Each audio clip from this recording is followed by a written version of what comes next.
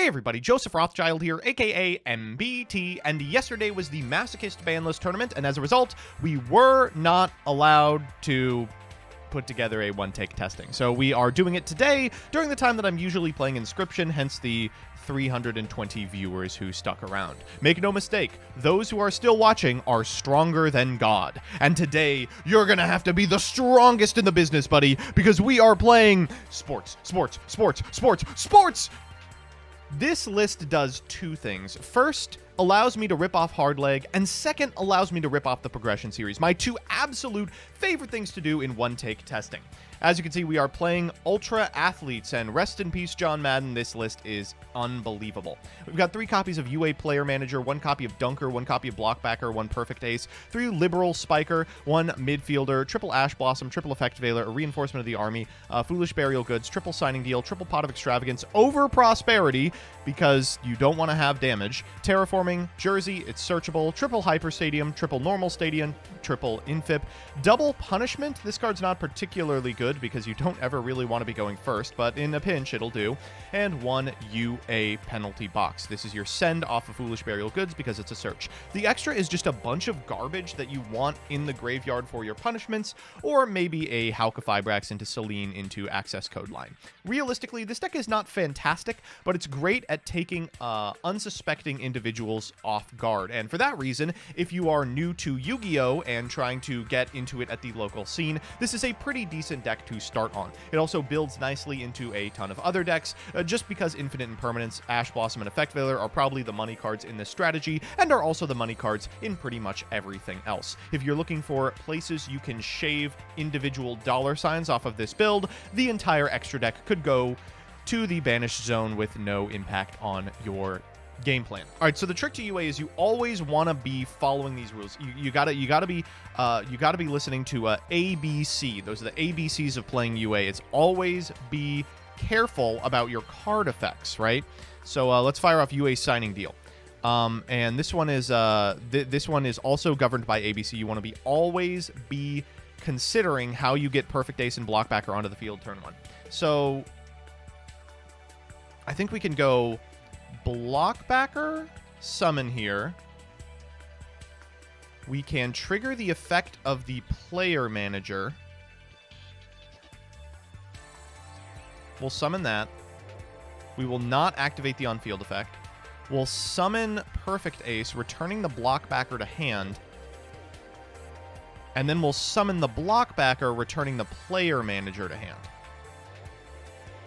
So here we've got 3 interruptions, plus the ability to negate the effects of all monsters our opponent controls. Mr. Hands is on the field, and this is going to be kind of difficult for our opponent to play around. This is just what UA does. Going first, it can set up this pretty powerful defensive board, and going second, it of course is able to OTK with the Super Shirt and Dunkster.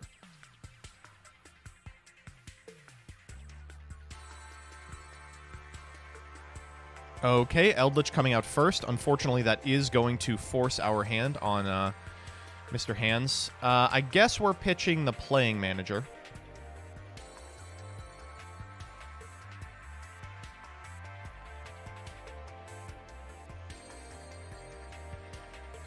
We kind of need an Extravagance off the top. I don't exactly know how we're winning this one. We'll go for Ash Blossom and Joyous Spring on the Leela.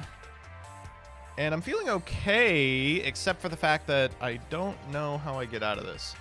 Foolish Burial Goods is good. Terraforming's decent. Extravagance, of course, is incredible.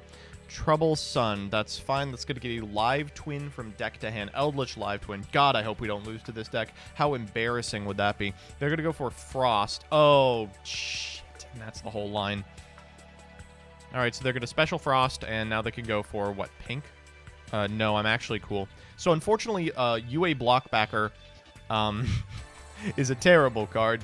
It negates the effects of monsters your opponent controls, but only if you can switch them to defense position.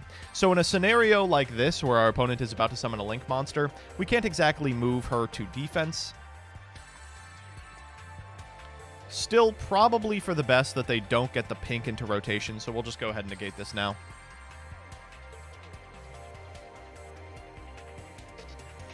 All right, secret passphrase coming down as well in the imperm column. Oh, man.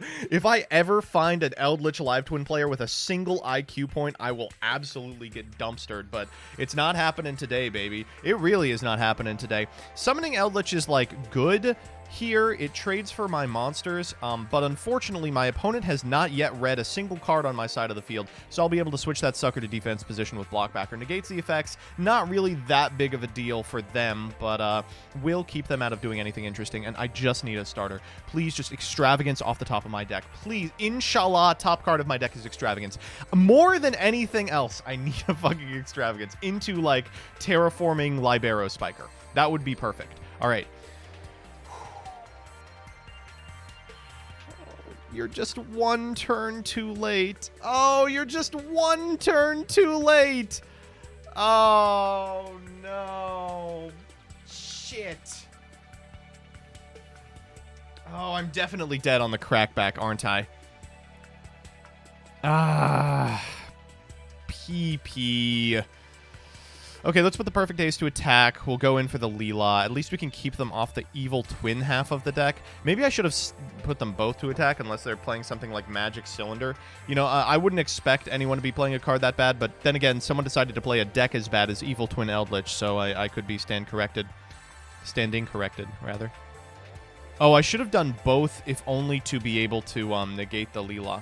I'm trying to end main phase here, though. Okay, that's good. By staying in main phase and summoning the Frost, I can now switch the Blockbacker to attack position. All right, now we'll go to combat. Okay. Let's go Leela. And then let's go into the Frost. So, like, this is bad, obviously. It does cut them off of the evil twin half of the deck. We just have to contend with Eldritch. Eldritch will be eating one of these two, but he can't eat both of the two. And all we need is a normal summon. All we need is a normal summon. Any normal summon. Let's make it happen. Okay, who are they picking? It's got to be Ace, right? Yeah, you always pick Ace here. That's actually not the pick. The pick is definitely Blockbacker because I want to keep the card in my hand more than anything else. But as far as they know, it's Ace. Come on. Wait, that might be lethal. Wait, that might be lethal. How we doing on spell cards? 1, 2, 3. Oh, wait. That is not lethal, but it is a way to clear the board. Do you think this deck can beat a resolved access code talker? I guess let's find out, right? Or here's another funny thing we could do. What if we go into Omega? Okay, let's go to Hulk. The alternative line was just to keep the Blockbacker in defense position, which honestly might not have been terrible. Strike my Hulk. Why don't you strike yourself? All right, well, we might lose to Eldritch Beatdown here, which is depressing, to say the least. Okay, Trouble Sun is not going to do anything. They can add a Live Twin here, but in order for the Live Twin to actually accomplish anything, they have to have no cards on the field. So they can use this to link summon, what, Leela? Oh yeah, I'm just dead. I'm completely dead. They can use Kiss a Kill to get Leela. They can go into the big lesbian, and then they can go into the big gay man and beat me down in the name of LGBTQ rights. Man, that is so rough. Here I thought that the last bastion of heterosexuality, UA, would be able to overcome. But unfortunately, it appears that is not the case. Man. Well, even though it was powerful in exactly Progression series in one episode of What a Deck, it looks like there's no place for sports in Joe Brandon's America. The liberals spiked back. I can't keep this bit up. UA is an extremely cool deck and holds a lot of personal importance to me because when I got back into Yu-Gi-Oh! In my hometown, it was with this deck. Duelist Alliance had just come out, and I had gotten back in 2010, taken a hiatus for Dragon Ruler format as I got into college, and come back to this, and I took some names with this strategy back then. Happy to report that it can still do the same now. Despite the fact that it's gotten like no UAs at all until Libero Spiker, it's still frighteningly competent. Blockbacker and Perfect Ace are two really good cards in Player Managers, nothing to shake a stick at either. Unfortunately, it doesn't have the ability to keep up with modern meta decks. It doesn't have that resource loop that so many decks these days are known for, and as a result will run out of gas exceptionally quickly. Not a huge problem if you're able to get into Dunker plus Shirt, because the gas only matters until the race ends, baby, but might be an issue otherwise. Again, if you are looking to get back into Yu-Gi-Oh!, this is a great place to do so. The UA cards are exceptionally cheap, they're very powerful, and they will take unsuspecting players off guard. But if you are looking for something with a little more staying power, I would look elsewhere.